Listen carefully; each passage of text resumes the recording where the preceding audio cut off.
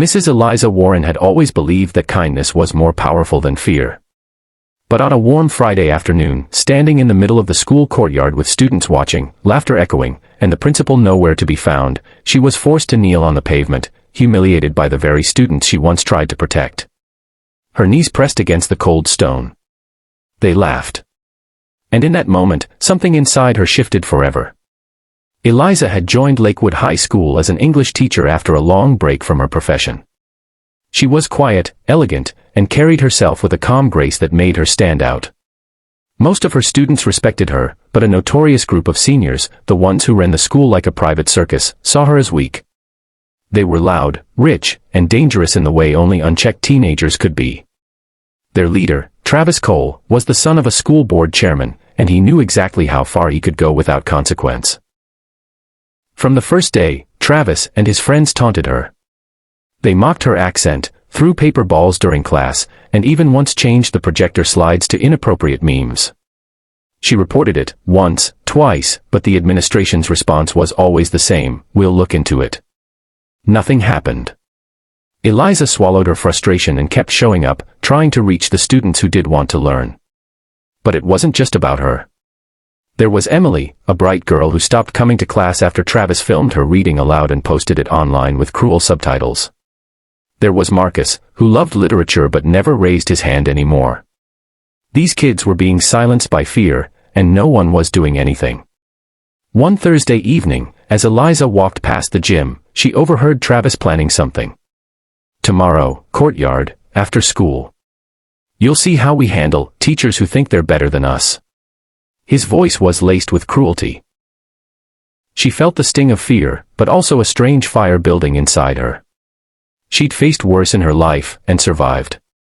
What no one at Lakewood knew was that before Eliza ever taught literature, she had trained in Muay Thai. Years ago, she had been a competitive fighter.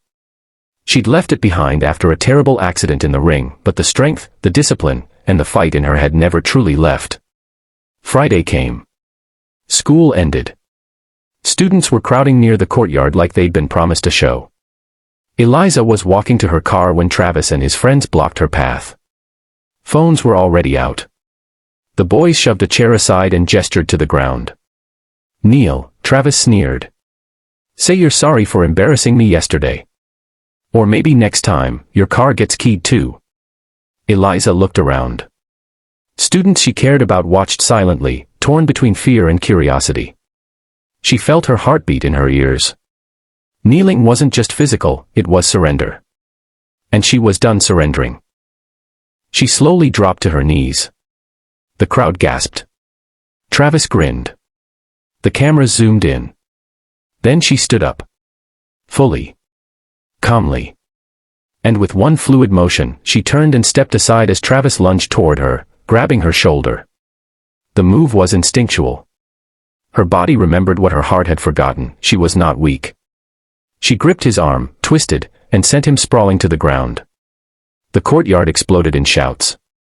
One of the other bullies tried to tackle her from behind. She ducked, swept his legs, and he collapsed in a heap. A third swung wildly. She dodged and delivered a clean blow to his chest, not enough to harm, but enough to knock the wind out of him. 3 boys down, staring at her in disbelief. She didn't say a word. She didn't need to. The crowd stood frozen. Then, a slow, stunned clap started. Emily. Marcus joined in. And soon the entire courtyard erupted with applause. Phones were still recording, but the narrative had changed. It wasn't about humiliation anymore. It was about justice. The school board tried to silence the incident. But the video went viral overnight.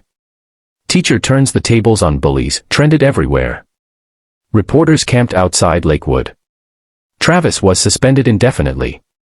The administration finally responded, not because they cared, but because now the world was watching.